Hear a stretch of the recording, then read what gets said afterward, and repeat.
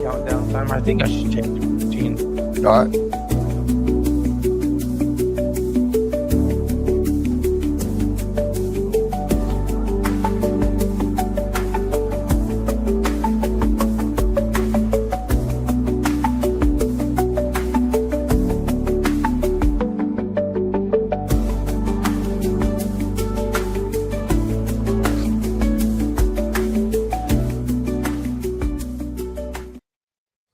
Well, good afternoon. Welcome to Rock and Recovery. I'm your host, Jay, and special guest, I've got Jason Lyle. He's about to tell his story about how he did it, how he made it out. And before that, I'd like to just say, if you're out there struggling, if you are struggling, reach out, whether that be an addiction, mental health, reach out, talk to somebody. It's possible. Jason, on that, I'm just going to let you take over. Hey, man. Thank you, brother, for letting me come on and to share my story. So my story is a little different from other addiction stories, but I work with all manner of men, from heroin to pornography, methamphetamine, alcohol, gambling, you name it. We've done it. So I've worked with folks who has struggled with those things. Mine was sex addiction, and I grew up in rural Georgia. That's not true, suburban Georgia, but had a rural influence. My family was all blue collar, lived south of Atlanta, but I grew up on the east point of Atlanta. That was actually the name of the town I grew up in, and I was adopted at birth. And my parents got me when I was put up for adoption at birth, and my parents got me when I was 2 weeks old. That's a good kid, kind of leave it to beaver household. Dad went to work, mom stayed at home and raised us. And everything seemed pretty copacetic. And when I was like 9 or 10 years old, I saw pornography for the first time.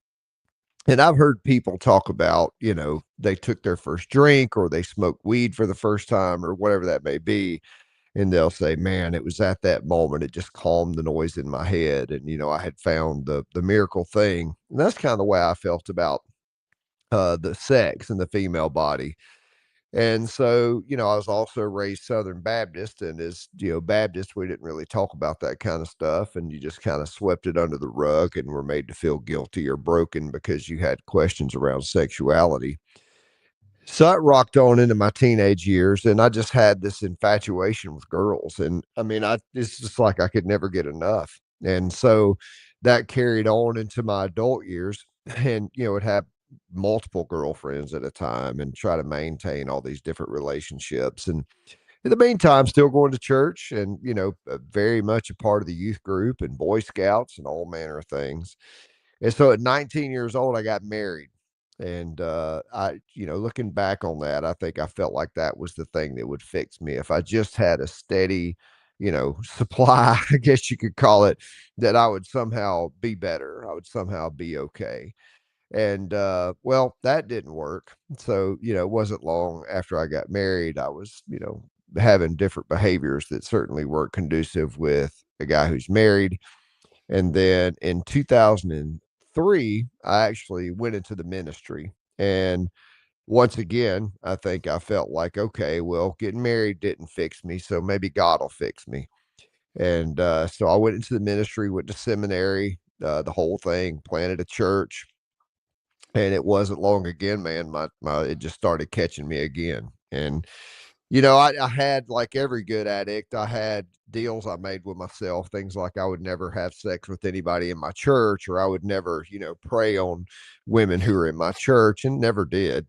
But, it's just the deals that we make ourselves. It doesn't make the addiction even better. It's like it's standard addictive behavior. It's like I'll moralize certain parts of my addiction. To the alcoholic, that might be, well, I'll never drink before noon, or I'll only drink on the weekends, or I'll never drink by myself, or whatever Those those deals may be. reservations. Yeah, yeah, for sure. And so that rocked on, and until 2017, I had, multiple affairs, but one came out and I lost my job. And upon losing my job, I officially went into recovery. I went to SA meetings, I got a sponsor, I started working the steps. Um, and but I still had this underlying, you know, uh, hum. That's the only way I know how to put it. It was just a hum. Uh, and I needed one more trip around the block, man. And so, it was about 3 years after that affair, I had another at the workplace where I had went to work, and lost another job. And, it was really just in a low place. And my adult children at the time found out about this one as well. They had found out about the other. And so there was all manner of, family disruption and relationship problems between me and the kids. And of course, me and my now ex wife also had a big struggle there. And so I just ended up in a wilderness therapy program. I was working there. I wasn't actually Huh. a participant, I was a field guide in a wilderness therapy program. And it was in wilderness therapy that I met a man who was my superior. He was not my direct point of contact, but a couple of steps above. His name was Rob Gent. And Rob was a clinician. He was a chief clinical officer of the organization I worked for.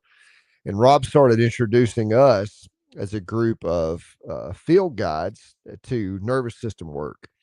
And he would talk about how the kids that we worked with, and the majority of those kids were adopted kids, but he talked about how they just had these behaviors that did not seem rational. And, he said things like, you ever wondered why a kid would just run away in the middle of the woods at 1 o'clock in the morning and for not knowing where they're going, what's out there, anything like that, but they run off. And we're like, yeah, we've wondered that a million times. Like it's safe here in camp, Right. not so much in the woods. And he said, well, that's because their survival brain and their rational brain have lost communication with one another. And so he started teaching us how we have, now we know scientifically we have multiple brains in our body, one in our stomach, one in our chest, one in our lower brain, our upper brain. And this is yogic philosophy from years prior to all of our scientific research now. But we know now scientifically that, and Rob was teaching me this, that the lower brain, the survival brain, some call it the lizard brain, when it gets activated, the rational brain goes offline. There is no Huh. conversation being had between the upper brain and the lower brain, or we'll call it this, between cause and effect thinking and the body. When that amygdala or the survival response gets triggered, and in me, anything involving relational issues that would trigger because I was adopted. It was pre-verbal trauma. But for others, it might be a soldier from PTSD may hear a loud bang, or a kid who grew up in a divorced home may feel threatened in their relationship to one of their parents, or it could be a million things that triggers that amygdala or the survival response.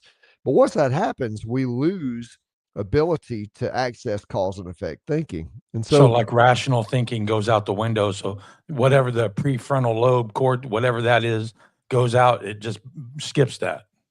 it skips it altogether. And so that's the reason why I would have all these behaviors where I would say, I don't understand why I keep doing this, because it's just a destructive behavior. And I'll apply this to all addiction here in a minute, because I believe all addiction is a nervous system dysregulation. It's an attempt to regulate a dysregulated nervous system.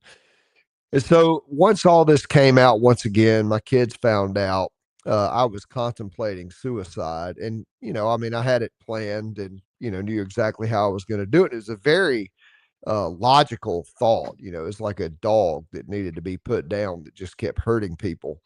But as a last ditch effort, I reached out to Rob, and thankfully he responded to my email, and he and I hopped on a Zoom call, and he started teaching me about cold water immersion, breath work, and I've added to that since yoga and meditation through my own studies. Now, what that does is and that saved my life. I mean, that has literally, since that was October 19th of 2021, since that day, I've not missed a day of practice, nor have I had a sexual misconduct that led to any sort of destruction in my life. Everything has been completely under control. And even the times when I do feel dysregulated, it's not slanted towards sexuality. I can hold space for that dysregulation. And I've trained hundreds of men since then how to do the exact same thing, and it works for every single thing. We have 100% success rate for those who continue to practice. We now, when guys do relapse, and every time I ask them the same question, how long have you not been practicing? And the magic number seems to be somewhere between 2 and 3 weeks. But Hmm. I've worked with all manner of guys who have struggled. And so what we do is we are just training our brain how to reconnect the brain and the body together. So if you think of our brain as a brain and our body as a loop, It's a sympathetic and a parasympathetic response. That's what the scientific term. But just think about it like a loop. And some of us are stuck in that loop with it can only go up, it can't come back down. So our body sends emotion and we just dysregulate, we just act. And that's usually where addiction comes in. That signal comes up, and I have this emotion. It's like, oh, I need to use something: alcohol, drugs, pornography, masturbation, relationship, gambling, not compulsive eating, compulsive ordering shit from Amazon, whatever it might be. We try to down regulate. Well, others have it the other way. The brain sends signals down to the body, but the body can't send a signal back up. And Hmm. that's the people that you meet are kind of Dr. Spock, no emotion. They're kind of emotionally unavailable. They're very hard people. They really struggle in relationships. And they may also be addicted because they're just trying to feel something because they can't feel emotion. Nervous system regulation is about opening that pathway both ways. It's about swinging open the gate both ways. And we can feel our body send a signal to our brain, but we can also let our brain send a signal back down to our body. And the way we do that is by dysregulating and regulating under our own fruition. So we are autonomously getting into cold water, which sets off our fight or flight response, and then sitting with it long enough to access our rational thought and send it back into our body. Same thing with breath work. I'm holding my breath, taking these 30 deep breaths, that I'm holding my breath until I have to breathe. But then I negotiate with that having to breathe because rationally, I know I just took 30 breaths and I can stay a little bit longer. And I start to negotiate with what we call our autonomic nervous system. Our autonomic nervous system is responsible for blinking our eyes, our lungs work, all these different things. But we can also send other behaviors into our autonomic nervous system through a process called myelination. And I want to unpack that, but I will explain it like this. If I said, Jay, I want you to tie your shoes, well, you would lean over and tie your shoes without even thinking about it. It would just happen. You've myelinated that process. But at some point in your life, your mom or your dad sit down next to you they had a shoe and you had a shoe, and they said, okay, cross the laces, put one under, pull it tight, stick your finger right here, wrap it around your thumb.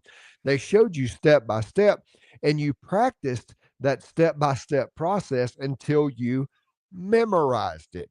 But you did not memorize it in a way that's cognitive. You memorized it in a way that's kinesthetic. You just did it without thinking. Addiction works in the exact same manner. So when we have behaviors that we use to regulate our nervous system, our nervous system will in turn remember those behaviors, and it will automatically use them to soothe the nervous system. So the Hmm. way that we break those behaviors is we hack into the nervous system and we reopen that pathway between the body and the brain, and the brain and the body. But here's the thing. Sorry, I'm having to adjust. Here's the thing. It doesn't happen by way of magic pill or miracle. It is literally the same as if I were going to decide today I wanted to run a marathon. Well, I have to start where I am, and I have to build up the VO2 max and the muscle memory and the ability to sustain fatigue. Or if I decided I wanted to deadlift 450 pounds, I wouldn't start at 425. I would start wherever I am today and work my way up to it. And what's really interesting about this process is it works so nicely with the 12 steps, because in 12-step recovery, we give all this cognitive understanding, right? I'm powerless over my addiction. There's power greater than myself can restore me to sanity. I give my life over to that higher power. Searching and fearless moral inventory. I'm going to share that inventory with somebody. I'm going to make amends. I'm going to do all these things. We're cognitively wiring the brain and how the brain thinks. Well, if I can in turn also train my brain to be able to send all of that work into my body, it translates also into my actions. And then my actions send signals back up to my brain. And that's where yoga comes in. We put ourselves in these tense postures where our body is telling our brain, hey, that's as far as I can go. And the brain goes, well, why don't we sit with it a little longer, see if we can make it release? We're doing the same thing by creating triggers in our body through yoga. The same thing is with a craving. We don't have a craving in our brain. We have a craving in our body and our nervous system, and it sends the signal to our brain that says, you need to go use this thing. So to crave a Mm. cigarette, heroin, pornography, food, doesn't matter. Every one of those triggers begin in the body that sends the signal to the brain. And then that brings me to meditation. We use meditation very simply so that when that signal does come up into the brain, I can stop it and observe it and let it go instead of connecting to it. So the system that I've designed, I call it the sacred grit system, but or the sacred grit method. I've used it with hundreds of men. Men's retreats. I have a podcast called the Sacred Grit Podcast. And all this information is 100% free.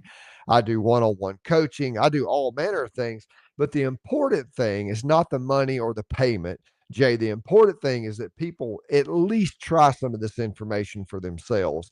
I've yet to find a man who struggles with addiction, depression, anxiety, grief, you name it, any number of things, that will not at least try this and then in turn go, oh my God, I have never felt this so in control in my whole life. And it's changed my life. I mean, so drastic that I can't even begin to get words around it. And that's why I started Adventures in Recovery, which is the nonprofit version of this, and then Sacred Grit, which is my coaching podcast and men's retreats.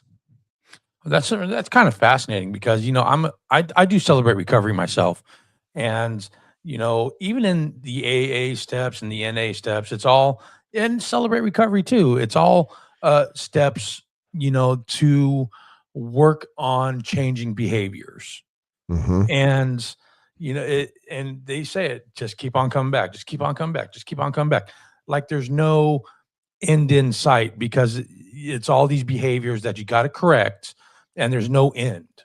I believe there's Mm-hmm. an end. I honestly believe that once you get to where you can control or emotionally regulate, or you don't have to pick up anymore or use a substance or a chemical or whatever it may be to numb or feel, either one, then that's a cure, is what I would say. That's being cured. You're in recovery for a reason, and that's an end, and that's being recovered.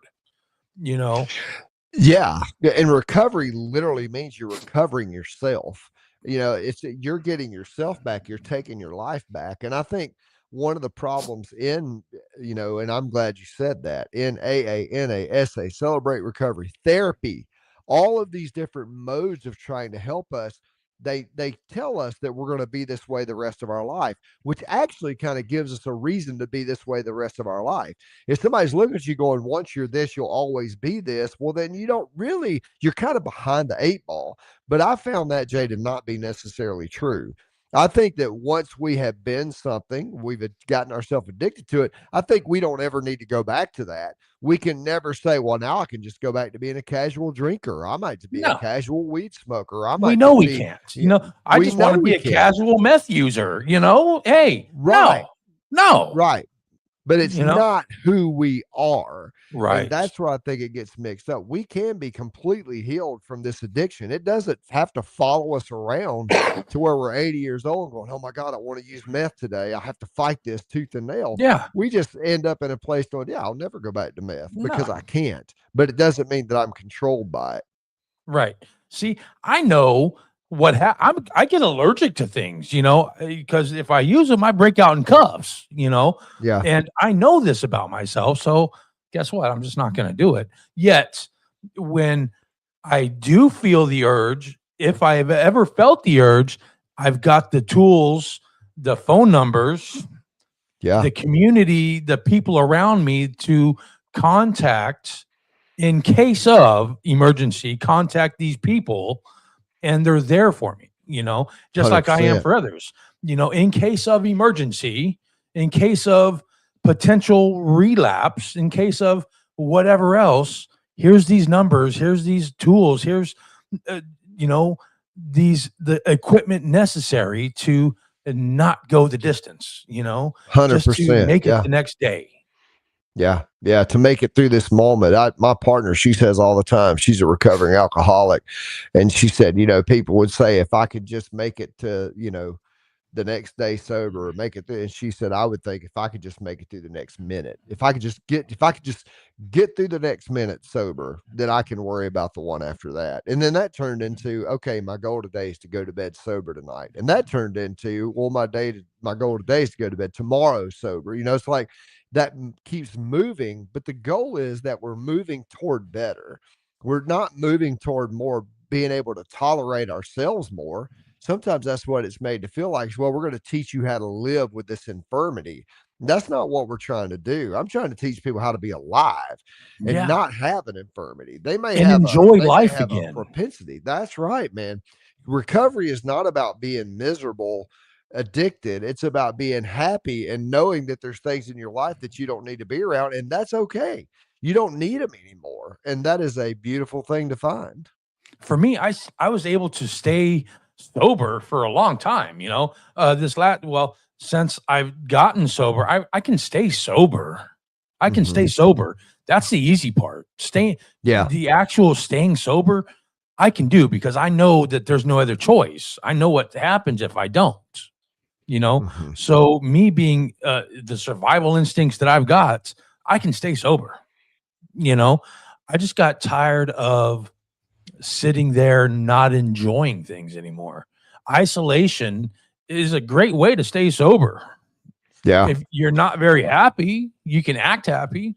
You can act all these things because now you're sober and it's sober. Life's gonna get better. Yay. Mhm. You Yeah. know? And does it really though? Does it really? Well, I It's think not until I felt stuck, you know. uh I felt stuck of doing nothing. You know, mhm. I really wasn't doing anything and I felt stuck.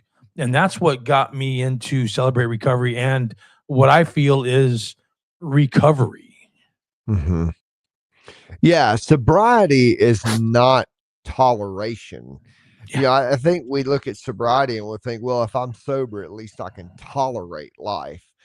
To sobriety is saying that I am free. I am free from this thing that used to drive my life. So I can go to a party where everybody's drinking. I may not want to stay very long because that life is no longer appealing to me. I can go to a party or I can go to a place or I can be around a friend who still uses my DOC, but that doesn't mean that I have to. And it also doesn't mean that I'm probably not going to want to because that's just not my gig anymore. But I can replace those things. There's a story in the Bible, and I hope it's okay that I use the Bible here for Absolutely. My just a higher power is Jesus second. Christ. I already said Celebrate Recovery. I believe in Jesus. Believe in the power of belief. I believe in the power of grace and faith. So Cool. Jesus Christ is Well, my savior. Well, there's a story in the Bible where Jesus says, when an evil spirit leaves a man, he goes out into waterless places. And when he finds nowhere to rest, goes back to where he came from. And so when he goes back to where he came from, he finds the house swept up, put in order, and empty. And then it says, so he goes out and gets seven of his friends and comes back to inhabit the man's soul. And the state of the man is worse off than it was before. Well, the moral of the story is when you kick at the demon out, you have to replace it with something. I used to have one of my original sponsors said, never forget your addictions in the driveway doing push ups. And I found that to be extremely true. So when we do start going to meetings, that's what we're doing. We're getting a new community. When we get to step 12, that's what we're doing. We're giving back to the community. When we take up healthy habits, going to the gym, going for a walk, going hiking, going rock climbing, going mountain biking, going to a crochet class, going to dance, learn how to dance the salsa, cooking class, you name it, 900 different things. We are replacing that old behavior with a new behavior, and we're cleaning out that old shit and we're bringing in new things so that we can in turn be this new human being. But that takes work. It takes the ability to be able to stop and to think and to pay attention to go, oh wait, I'm headed in I am using the same stinking thinking, to quote Bill W, that got me in this place. I need to change the way I'm thinking. I used to tell guys all the time, you could be sober and not be happy. You could be one miserable human being, but yet be sober. And the reason why you're miserable is because you really wish what you could do is go use, and that is not sober. Being sober means I no longer want nor desire the life that I used to have. Doesn't mean that I can't go back there because I certainly could. but I am changing my desires. And when I change my desires, I replace them with new desires, healthy desires, and now I become the person that I want to be. Yeah, I 100% agree with that. So, what started Sacred Grit?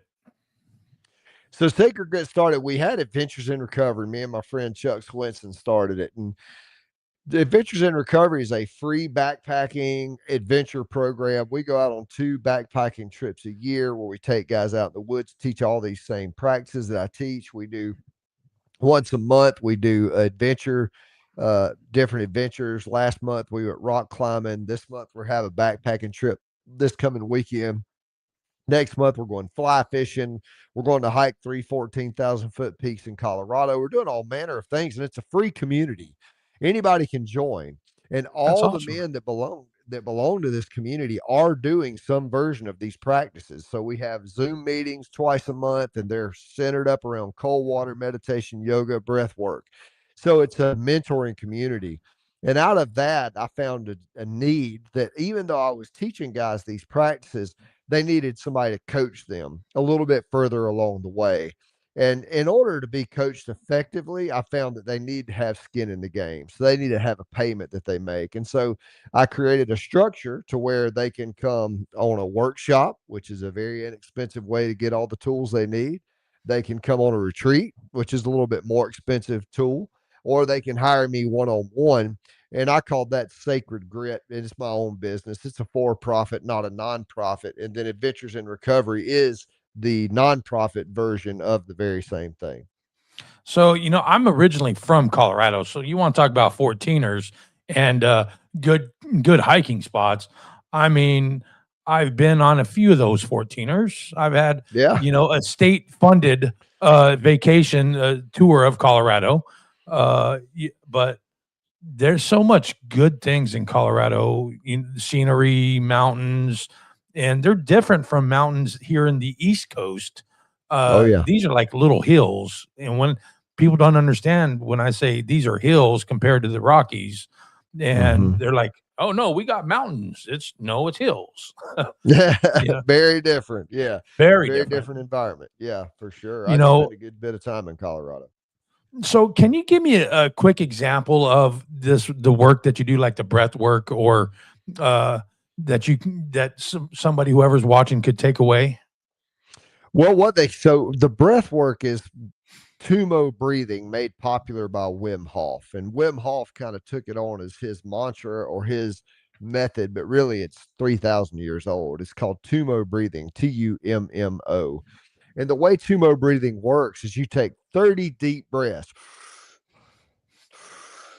as fast as you can take them. You do 30 deep breaths, one after the other after the other. And once you get the 30th breath done, you let all the air out of your body and you hold, you stop breathing. Now, what just happened is with those 30 deep breaths, you fired up your sympathetic nervous system. That's your fight or flight nervous system. It's you're charging your body with oxygen, and so your nervous system starts going, okay, we must be getting ready to do something hard because we're getting all this oxygen.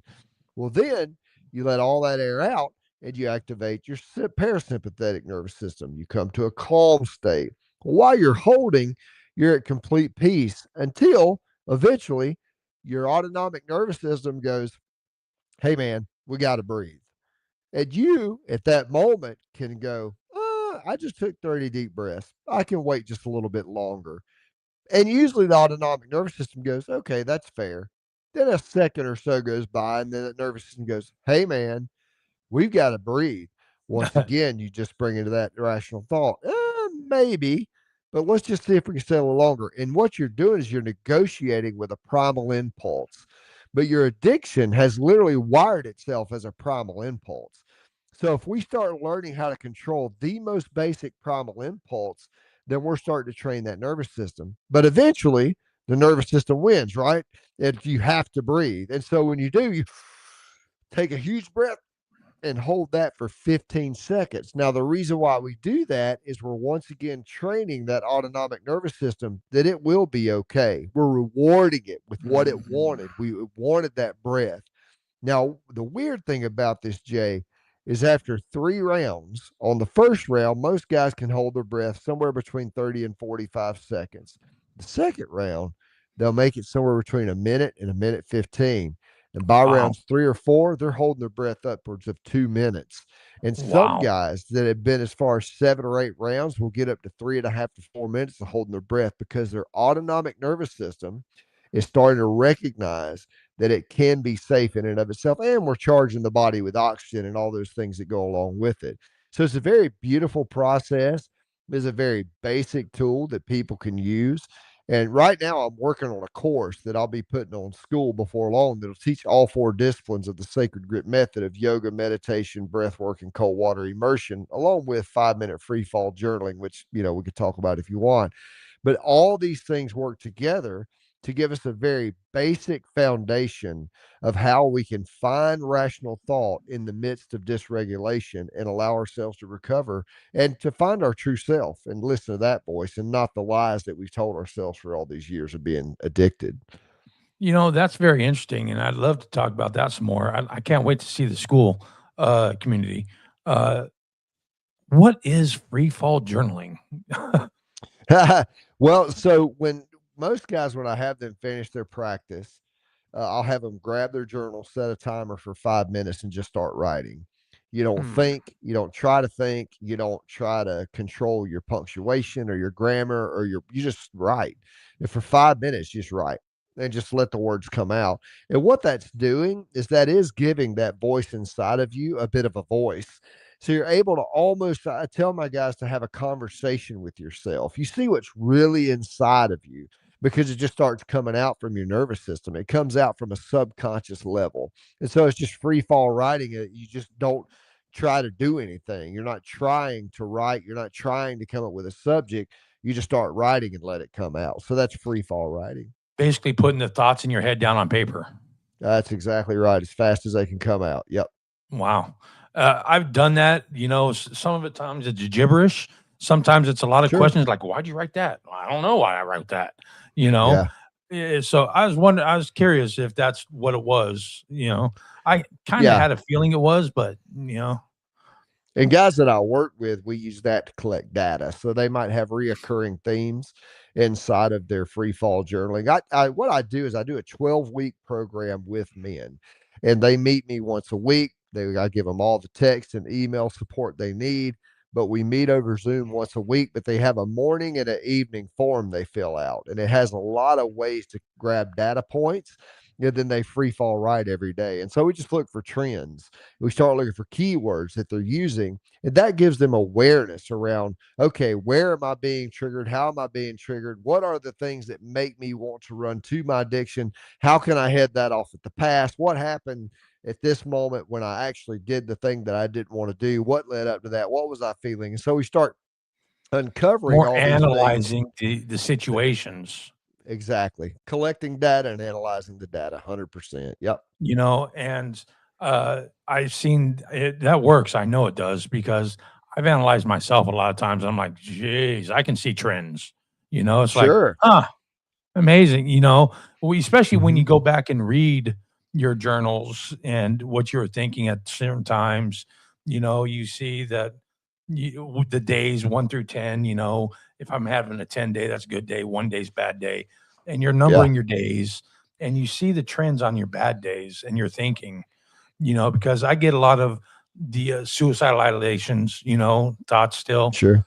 and Yeah. I'll go back and read some of the journals and why on those days I'm like, why am I thinking that way? What happened? What significant event Yeah. triggered that thought? And it's amazing that it does work, and you can see it's like, well, that makes sense, Hmm. and now not to say I don't have those thoughts still, but now I recognize them when they're starting to come on instead of, getting all the way into that depression or that paralyzing thinking, because it's really thought paralyzing. It's really paralyzing. Yeah, man, it could jump on you like a monkey, man. It's like a 200-pound gorilla on your back. And the thing about it is, a lot of people think that thinking about something means that they're getting worse. And a lot of my guys will start reporting back to me. They go, man, I thought I'd be getting better, but actually, I think I'm getting worse because it's all I think about some days. And I'll say, no, man, that's the calm before the storm because that's Yeah. awareness. You're actually in the space where you need to be because you're seeing your thoughts. And as you see them, you're able to go, wow, why am I thinking that? That's 100% awareness. The next level past that awareness is you start being more and more able to let them go. They get so Yeah. shocking to us because we have this thought of, oh my God, that shit's in there. Like, it's like, I can't believe I think that way. But that is 100% awareness. And that awareness is a beautiful thing because when we're aware of something, we can change it. When we remain unaware of it, we just can't change it because it's just stuck in our nervous system. And I think the last vestiges of my actual addiction to the substance, and I was an IV user, and I did almost 30 years as an active addict, 20 years in prison. Still as an addict. I never quit while I was in prison. Right. And I think some of the last vestiges of that addiction when it was leaving my body, what probably happened, I don't know, less than 6 months ago when I had thoughts. Now, I had thoughts of remembered feelings of what it used to do, of the Yeah. not thoughts of using, but thoughts of the remember how much fun it was, remember Yeah. this, remember like letting it go, like grief, like mourning it, remember the good times. No, I really don't. Yeah. I remember all the times that I did it and went to prison. I Yeah. remember all the Yeah. times that I did it and then hurt somebody else. I didn't like it. Yeah. And I think that was the actual last time that the letting go, that was the letting go. Yeah. It, Yeah. you know, and I can say that because I've had using dreams. I've had the the remembered urge, like a habit, the habit, urge. It's like, oh, I want to. I know I don't have to, and I'm not going to, but I want to, just as a Yeah. remembered response. And then the waking up in cold sweats, thinking that there's a needle in my arm, using dreams, searching the bed and not finding anything, and knowing that I went to bed sober or clean Yeah. and I didn't Yeah. have anything around me. That one was scary. Uh, Yeah. but then that last remembrance of just letting go, just yeah, okay. I remember. Done. I remember how bad it used to be, not all these good thoughts. So now you're telling me lies, but I remember Yeah. them. And Yeah. then since then, it's been nothing, nothing, you know? Yeah. And I think that letting go, that last vestige of the addiction, and that was leaving my body. I really believe that was the last stage and of grief is remember when? And I'm like, yeah, I do. And it's not you no more, you Yeah. know? And I I remember think how that bad was it the last sucked. letting go. Yeah. Yeah. It is like grief. I mean, I tell my guys, when you come to the place where you can play that tape all the way to the end, that's freedom. You say, I really miss whatever that thing is that you think that you missed, but then you can also remember what it led to. Well, now you're getting control, and that's important for sure.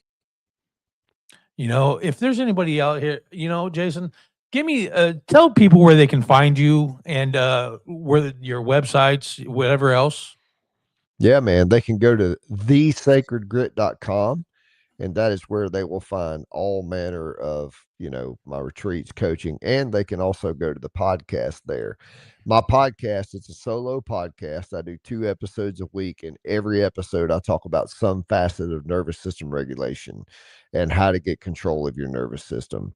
If they're interested in adventures in recovery, or air Georgia as we lovingly call it, they can go to recoveryadventures.org and go on there and sign up to be a part of that. And they could just get a hold of me. I mean, through my website, my phone number, my email, everything's on there. There's a Calendly link where they could book a consultation call. But I'd love to hear from them and love to help them any way I can to try to gain control over those impulses. The answer is in the nervous system. We just have to learn how to train it.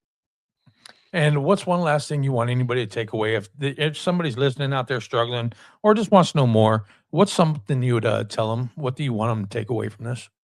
Wake up first thing in the morning, and as soon as your feet hit the floor, do something for 5 minutes that makes you feel loved by yourself. It doesn't matter if that's go for a walk, read a book, have a cup of coffee, make your bed, whatever that may be. Just make sure that after you do it, you feel like a better version of yourself. Because, Jay, I believe that Jesus said, love the Lord your God with all your heart, soul, mind, and strength, and love your neighbor as yourself. And I believe what Jesus was telling us that is we can't love God and we can't love our neighbor if we've not first loved ourselves. So I believe any kind of change will come when we start to love ourselves, and out of that will flow everything else we possibly need.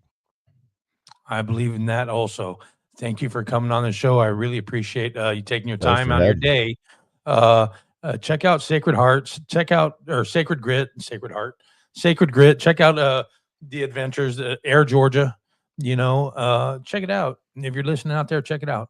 And I just want to tell you, thank you again for coming on here. I appreciate it, telling your story. And I know with the sex addiction, you feel a lot of guilt and shame, and there's nothing shameful about recovery. That's all I do That's know. right. Yep. And I 100%. wanted, I just want people to realize that if you're in recovery, those are some of the strongest people that there is no judgment in recovery. There is no shame in recovery. There should be no shame in recovery. We recover out loud for a reason. And that's those people that didn't make it into recovery, you know, Absolutely. and Yeah. that are suffering in silence. Yeah. And on that, keep rocking your recovery. I'm proud of you. You're worth it. And you are enough. There is hope at the end of the tunnel. Just keep going, one foot in front of the other. Jason, thank you. Everybody else, thank you. Just keep rocking that recovery. And we're out.